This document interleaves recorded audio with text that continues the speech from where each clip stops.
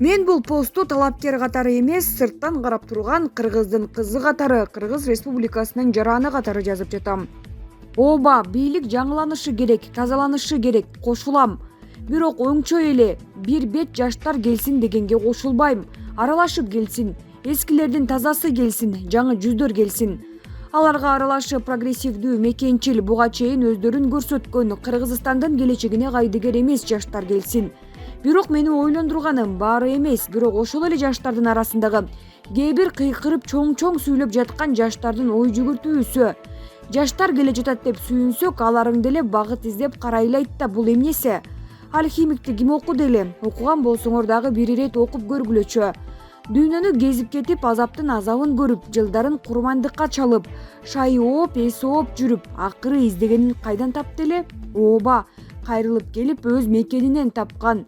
30 жыл карайлап, ар кимди туурап жашап көрүп дагы деле жетпесе, дагы да карайлап турган болсоңор, анда көрөр шорубуз али алдыда экен дейин.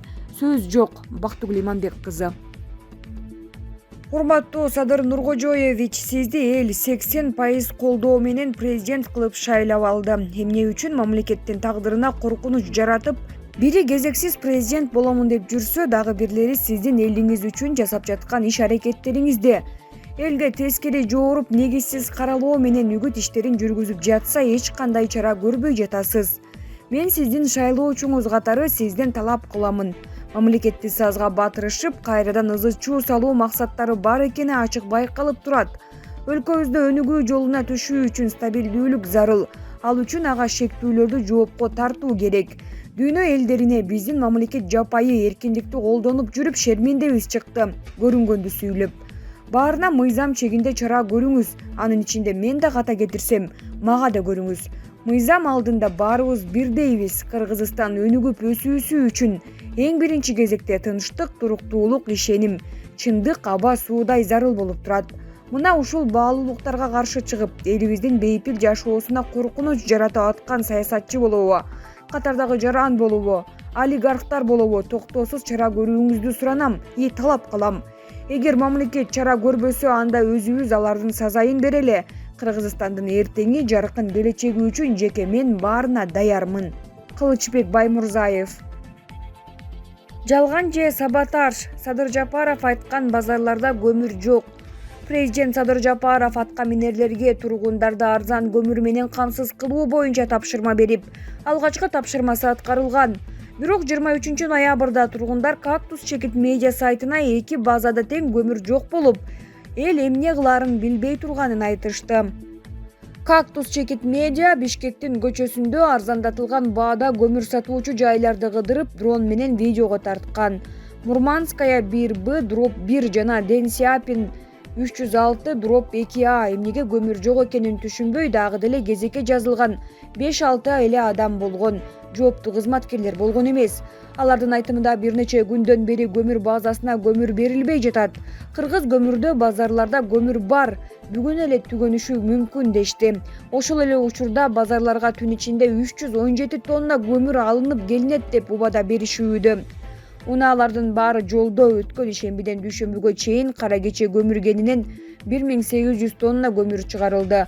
Көмүр бүгүн кечинде алынып келет деп билдирди Кыргыз көмүр ишканасы. Булак Уа Чекитке ийже. Азаттык радиосунун атынан Адахан Мадумаровго байланыштуу жалган маалымат таратылууда. Бүтүн Кыргызстан партиясынын лидери Адахан Мадумаров Кыргызстандан качып кеткени жөнүндөгү жалган маалымат Азаттык радиосунун атынан социалдык желеге таратылууда. 22 ноябрда Фейсбуктагы айрым баракчаларда ушундай өңүттөгү кабар Азаттыктын эн белгиси менен кошо жарыяланган. Бүтүн Кыргызстан партиясынын саясий кеңешинин мүчөсү Мирбек Мунарбек уулу Мадумаров 2 күн мурун Орусияга кеткенин, Москва жана Санкт-Петербург шаарларында шайлоочулар менен жолугушууларды өткөрүп жатканын маалымдады. Анын айтымында саясатчы 26 ноябрда Кыргызстанга кайтып келет. Азаттыктын жаңылыктары, макалалары, видео баяндары, аудио жана башка материалдары azatlyk.org же rus.azatlyk.org расмий сайттарына жайгаштырылат. Андан сырткары социалдык тармактардагы бардык баракчалар Instagram, Twitter, Facebook, YouTube, Telegram расмий түрдө текшерүүдөн өтүп, аны тастыктаган көк белгиге ээ. Азаттыктын журналисттери бардык берүүлөр жана башка жарык көрчү, анын ичинде интернет аркылуу таратылган материал, маалыматтар факты жүзүндө так болушун камсыздаш үчүн болгон аракетин жасашат. Айын кеп же такталбаган маалыматка таянган маалымат обого чыгарылбайт жана сайтка жарыяланбайт. Булак Азаттык Чекиторг. Тажикистанга 10 тонна азык алып өтүүгө аракет кылган кыргызстандык кармалды. 23 ноябрда Тажикистанга 10 тонна азыкты мыйзамсыз алып өтүүгө аракет көргөн кыргызстандык жаран кармалды. Бул тууралуу Улуттук коопсуздук боюнча мамлекеттик комитетинин чек ара кызматынан билдиришти. Маалыматка ылайык, Баткендин Лейлик районунун эски Оочу айылында чек ара кызматкерлери 32 жаштагы Аа аттуу кыргызстандык айдаган Mercedes-Benz Ateja үлгүсүндөгү жүк ташуучу унааны токтотушкан. Унааны кароодо чек арачылар пресстелген чөптүн артына катылган 10 тонна контрабандалык жүктү, печенье, конфет, суюк май аныкташкан. Кыргызстандыкта тиешелүү документтер жок болгон. Протокол толтурулгандан кийин айдоочу жана унаа кийинки териштирүү үчүн компетенттүү органдарга өткөрүлүп берилди. Булак ЖТТВ Чекиткейже. Бактыбек Калмаматов: Курултай институту бийликтин камчысын чапкандардын деңгээлинен көтөрүлбөйт. КТРКда өтүп жаткан партиялардын лидерлеринин дебатында Азаттыктын талапкери Бактыбек Калмаматов президент демилгелеген элдик Курултай институтун сынга алды.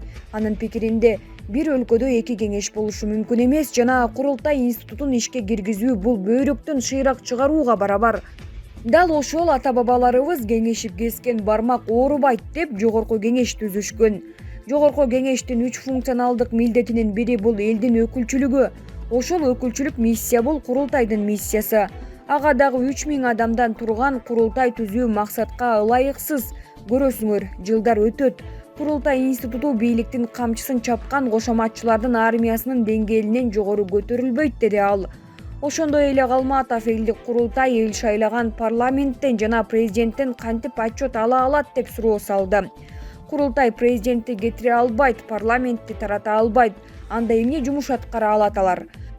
Бул бизди саясий кризиске алып барат, өлкөнү башаламандыкка, саясий конфронтацияга алып барат, дейт Калмаматов. Үстүбүздөгү жылдын 5 майында ишке кирген жаңы конституцияда элдик Курултай институту киргизилген. Курултайды кайтарууну президент Садыр Жапаров өзү сунуштаган. Жапаров Курултай институту коомдук башталыштагы орган болуп, мамлекеттик органдардан отчет угат деп белгилеген. Азаттык партиясынын мурдагы коргоо министри Исмаил Исаков жетектейт. Тизмеге жогорку кеңештин ар кайсы чакырылышынын мурдагы депутаттары да кирген. Партияда парламенттин мурдагы төрагалары Медеткан Шенимкулов, Ишенбай Кадырбеков, Ахматбек Келдибеков, экс-депутаттар Жылдызкан Жолдошова, Бактыбек Калмаматов жана журналист Мыктыбек Арстанбек бар. Талапкерлердин арасында Бажыдагы коррупция боюнча соттолгон экс-башчысы, журналисттик иликтөөлөрдүн фигуранты Райымбек Матраимовдун жигердүү тарапташтары да бар. Партиянын алдыңкы бештигин экс-депутат Бактыбек Калмаматов жыйынтыктайт. Ал 2021 жылы президенттик шайлоого катышып, Садыр Жапаровду конституцияны өзгөрткүсү келгени үчүн сынга алып, баш мыйзамды сунушталган долбоорун абсолюттук хандык башкарууга алып келет деп билдирген. Ал биз барбыз фондун негиздеген 2010-2015 жылдары парламентте депутат болгон. Булак клуб Чекит Азия. Бир кызды кармап келиш оңой эле, тем более анын мамлекетке, элге зыяны тийбегенден кийин. Чыныгы уурулар Сапар менен Албектер дүйнө кезип саякат кылып жүрүшөт. Ошолорду кармап келишсе азамат дейт элек. Сариев Бабановду чыгарып жиберишти. Ал эми чычкандай бир кыз абакта. Бабановдун ден соолугуна күйүп, чет өлкөгө путевка берип дарыланганы жөнөтүштү. Гүлзат болсо ачкачылык жарыялап, ден соолугу начарлап жатат. Мен неграмотныйдын түшүнбөгөн бир суроом бар. Конституцияда жегиштерге жеңилдик, тукум уурдаганга өлүм деген статья барбы? Гүлзат алдаса 1-2 адамды алдагандыр да, тиги 4-6 миллион кыргызды алдап жатышпайбы? Шамурза Бөрөкулов. Өзбекстан брондолгон унааларды чыгара баштады. Жеңил брондолгон Калкон унаасы Өзбекстандык ишканада иштелип чыккан. Өзбекстанда Калкон деп аталган жеңил брондолгон унаалар чыгарыла башталганын Коргоо өнөр жайы боюнча мамлекеттик комитеттин басма сөз кызматы билдиргенин Спутник Өзбекстан жазды. Өзбекстандын коргонуу ишканаларынын биринде жасалган унаа күч органдарынын өкүлдөрүнөн турган эксперттик топ тарабынан уюштурулган бардык практикалык сыноолордон ийгиликтүү өткөн. Техника тармактык адистердин конструктордук иштеп чыгууларынын негизинде нөлдөн баштап жасалган.